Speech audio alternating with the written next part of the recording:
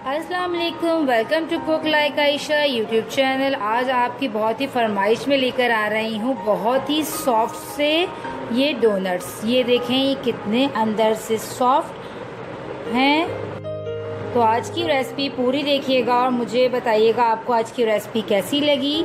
मेरे चैनल को सब्सक्राइब करना और वीडियो को लाइक करना मत भूलिएगा। तो चलें हम बनाते हैं ये मज़ेदार से डोनट्स।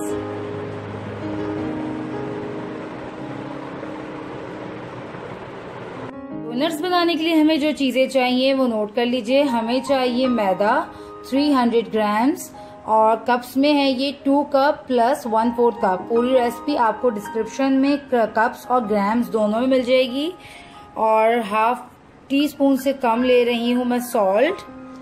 3 टेबल स्पून है शुगर। 1 टीस्पून है वनीला एसेंस। 1 कप से थोड़ा कम ले रही हूँ नीम गर्म दूध। 50 ग्राम्स है butter unsalted. 1 egg. 1.5 teaspoon dry east 6 grams.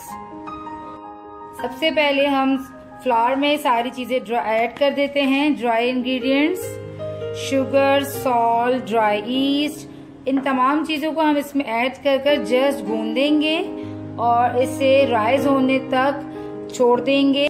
जब हमारी डो अच्छे से राइज हो जाएगी तो फिर हम जो है डोनट्स बनाएंगे। तो बटर आपने नॉर्मल रूम टेम्परेचर का लेना है, सॉफ्ट। और अगर आप चाहें तो इसमें घी भी यूज कर सकते हैं। तो अच्छे से बटर डालने के बाद मल लें इसको। मेक श्योर कि आपके हैंड्स बहुत क्लीन हो और आपके नेल्स बिल्कुल नहीं बड़े होने चाहिए। जब भी आप इस तरह के गूंदने वाले काम करें तो आपके नेल्स छोटे होने चाहिए और आपके हाथ बहुत अच्छे से सैनिटाइज होने चाहिए। ठीक है, ये बटर मिक्स कर देने के बाद अब हम इसमें ये अंडा मिक्स कर देंगे।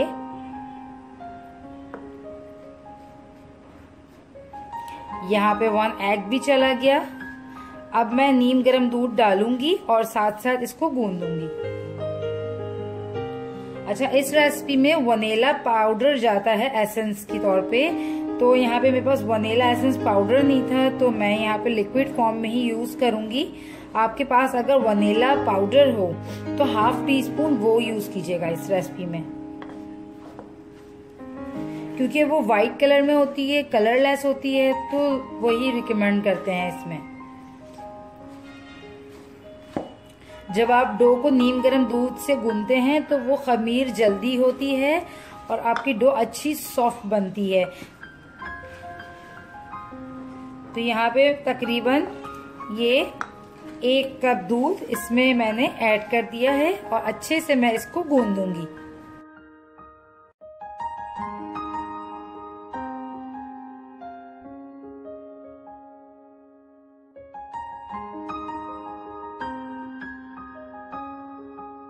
डो आपकी ऐसी होनी चाहिए कि सारा आटा जो आपके हाथों पे लगा था वो आपकी डो पे लग जाए और डो बिल्कुल आपकी इस तरह से स्मूथ सी हो जाए। ठीक है, हमने बहुत ही स्टिकी डो इसमें नहीं गूंदी है, बिल्कुल नॉर्मल डो गूंदी है हमने।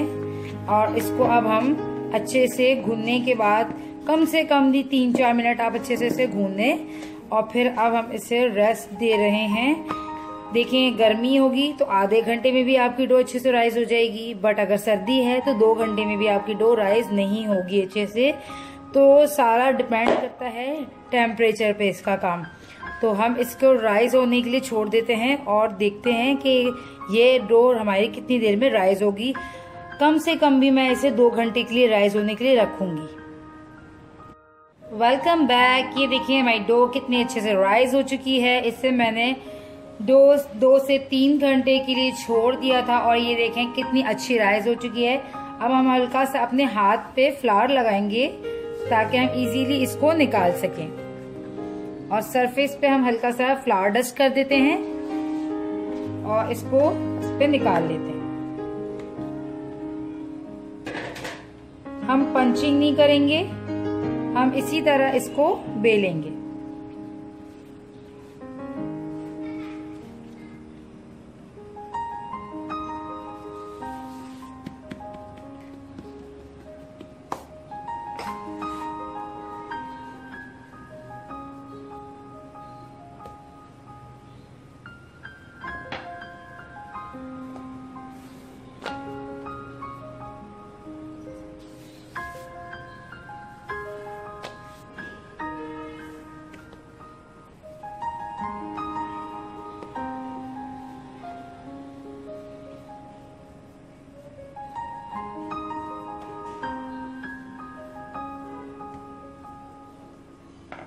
1/2 इंच जितना हम इसे मोटा रखेंगे और इसे कटर से काटेंगे। कोई से भी कटर ले लीजिए। यहाँ पे मैंने कुकी कटर्स लिया है और इसे मैं इस तरह से काट रही हूँ।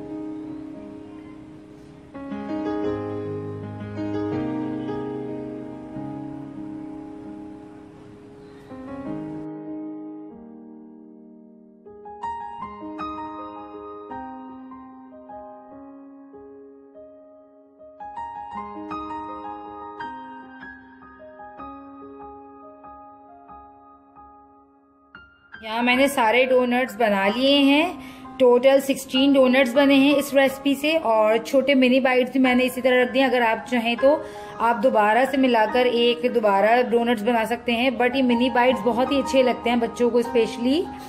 तो इसको हम 15 से 20 मिनट के लिए रेस्ट देंगे, फिर हम इसे नीम गर्म तेल ऑयल में फ्राई करेंगे। अब हम इसे बहुत ही हल्की आंच में फ्राई करेंगे। ये देखें, जैसे ही मैंने डाला है ये डोनट्स नीचे बैठ गया है, एकदम से ये फ्राई होकर ऊपर नहीं आ रहा। हमने इसी तरह इसको बहुत ही हल्के टेम्परेचर पे 160 टेम्परेचर पे इस तरह से फ्राई करने हैं।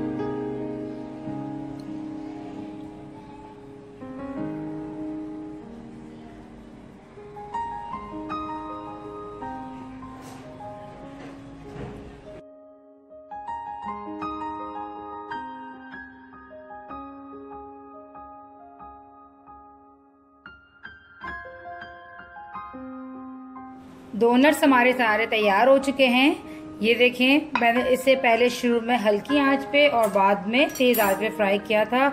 और आपको जो कलर रखना हो आप इसका रख सकते हैं, जितनी थिकनेस रखनी हो आप थिकनेस भी इसकी रख सकते हैं। मैंने नॉर्मल इसकी थिकनेस रखी है, कुछ की ज्यादा रखी है, तो एज यू विश आप जितना इसको मोटा या पतला रखना चाहिए। यहाँ पे मैंने ली है एक आधा कप पिसी हुई चीनी। आइसिंग शुगर नहीं लीजिएगा, वो बहुत ही ज्यादा बारीक होती है तो उसका वैसा लुक नहीं आता जैसा आना चाहिए। तो इस तरह से हमने पहले एक कोट कर दिया इसको आइसिंग शुगर में। ठीक है, आपको मैं सारे ऑप्शन दे रही हूँ, चाहे तो आप इसे आइसिंग शुगर में कोट करके बना लें, चाहे तो आप इसे चॉकलेट में कर लें, या फिर आप इसे व्हाइट चॉकलेट गनाश बनाकर भी कोट कर सकते हैं। तो ये हमने एक बना लिया यहाँ शुगर वाला। ठीक है, अब यहाँ पे मैंने लिया है चॉकलेट गनाश बनाया है। 1 कप चॉकलेट है और 1/2 कप क्रीम ले लें या फिर मिल्क, एज यू विश, और इन दोनों को मेल्ट कर लें। तो बहुत ही अच्छी सी शाइनी सी आपकी पोरिंग गनाश तैयार हो जाएगी। अब दूसरे एक हम ले लेते हैं।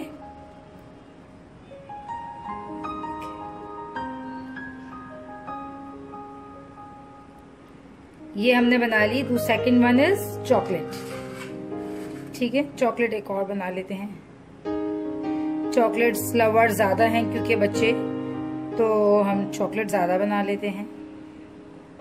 ओके, यहाँ पे मैंने 2 चॉकलेट वाली बना दी। ठीक है, ओके। अब ये थर्ड वन जो है मेरे पास व्हाइट चॉकलेट की मिरर ग्लेज रखी हुई थी वो है, तो मैंने कहा क्यों ना आपको ये भी इसमें कलर वाली किस तरह बनानी है ये भी बता दूं। व्हाइट चॉकलेट आपने 1 कप लेने हैं और 1/2 कप लेनी है अपनी क्रीम, और उसको मेल्ट करने के बाद आप उसमें कोई सा भी कलर ऐड कर लें और बहुत ही इजीली आप इस तरह से व्हाइट जो है बना सकते हैं अपनी ग्लेज।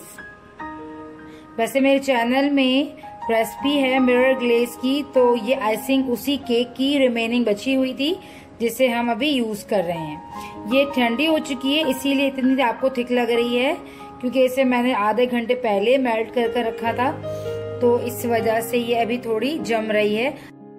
और ये जो सेंटर का पार्ट है मिनी मिनी सा, ये भी बहुत खूबसूरत सा, हम इसे इसमें डिप कर मिनी बाइट्स बना लेंगे और यहाँ पे सर्व कर देंगे।